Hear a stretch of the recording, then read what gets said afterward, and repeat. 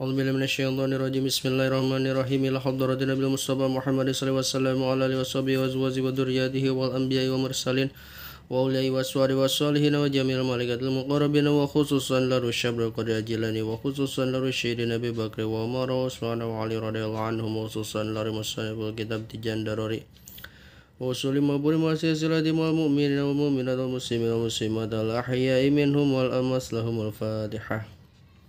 أعوذ بالله من الشيطان الرجيم بسم الله الرحمن الرحيم الحمد لله رب العالمين الرحمن الرحيم مالك يوم الدين إياك نعبد وإياك نستعين اهدنا الصراط المستقيم صراط الذين أنعمت عليهم غير المغضوب عليهم ولا الضالين رب اغفر لنا آمين. بسم الله الرحمن الرحيم. Wa mimma yajibu wa mimma jeung eta tetep tina sawarehna perkara yajibu anu wajib ieu ma aidon kalonya kitu deui ayalama arian nganyahokeunana ieu si jama an kana sanya tingkah jeung kalakuan lahu eta tetep kagungan Kangjeng Nabi haudon ari talaga Kausar. Jadi wajib ka jalma teh nganyahokeun bahwa Kangjeng Nabi teh ngagaduhan kana talaga Kausar. Di mana-mana orang minum kana eta talaga Kausar di akhirat, di alam mahsyar, alam setelah alam kematian, alam barzah engke moal haus salalawasna. Wa nahu jeung eta sanyanyana Kangjeng Nabi sallallahu alaihi wasallam yasfa'u eta bakal nyapaatan ieu Kangjeng Nabi Muhammad sallallahu alaihi wasallam pi pasil qada'i dina pasal ngahukuman.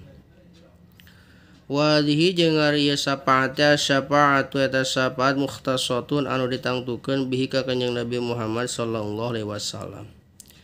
Jeung deui Kangjeng Nabi Muhammad sallallahu alaihi wasallam teh eta bakal nyapaatan anu dinamian syafaatul uzma, syafaat anu agung.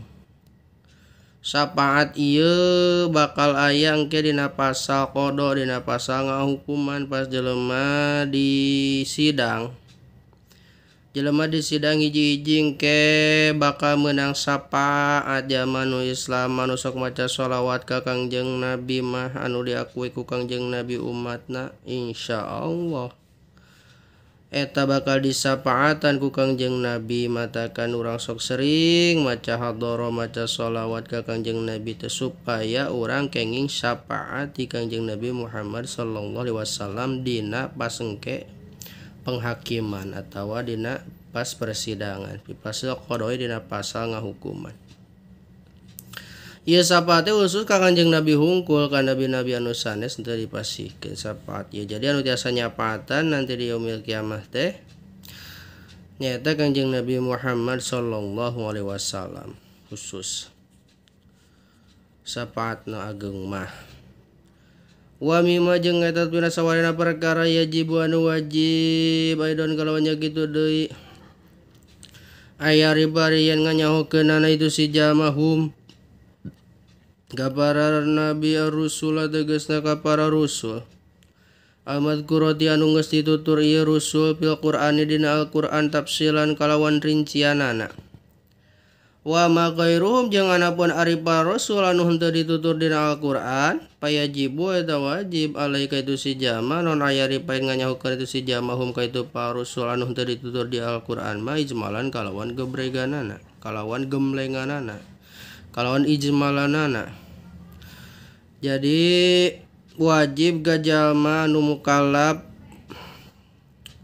boga akal balik jeung hidang ka jalma nu Islam yen nganyahokeun ka pirang-pirang utusan Allah anu ditutur dina Al-Qur'an. Nyaeta sadayana utusan Allah atau para nabi rasul anu ditutur dina Al-Qur'an teh nyaeta aya 25 nabi, Adam, Idris, Nuh, Hud, Shaleh duikeun ka akhir. Aya nado manana pan? Ta eta wajib dikanyahokeun kalawan rincianana. Lamun sapertikeun para rasul anu henteu ditutur di Al-Qur'an mah eta mah cukup apal kalawan gebleganana kalawan ijmalanana totalna 124.000 nabi jeung rasul tah apal deh sakitu unggul ge cukup anu henteu ditutur di Al-Qur'an mah. Nah waqad nadoma jeung tetela parantos nganadomkeun sabaduhum sawarehna para ulama al anbiya ka pirang-pirang nabi allati anu tajibu anu wajib non ma'rifatum nganyahokeunana ieu anbiya tafsilan kalawan perincianana. Faqala mangka ngadau ieu para ulama.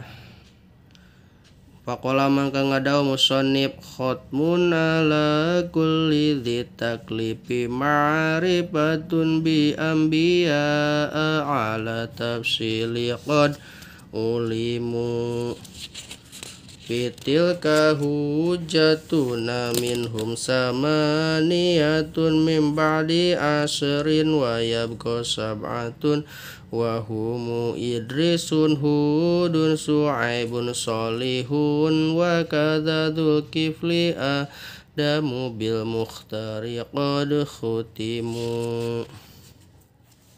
Khatmun eta wajib ala kulli ditaklifi kasaban-saban jalma nu kataklif ma'rifatun ari nganyahokeunna nabi anbiya ka pirang-pirang nabi ala tafsili kalawan rincianana.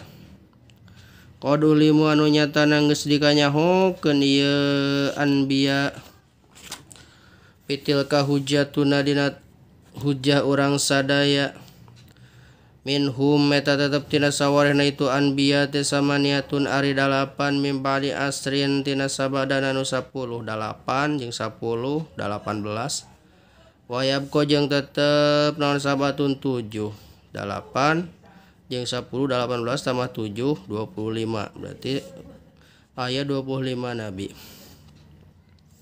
Wayabko jeung tetep naon sabatun 7 wahum jeung ari anu 7 teh Idrisun nyata nabi Idris, Hudun tur nabi Hud, Syuaibun tur nabi Syuaib, Solihun tur nabi Soleh.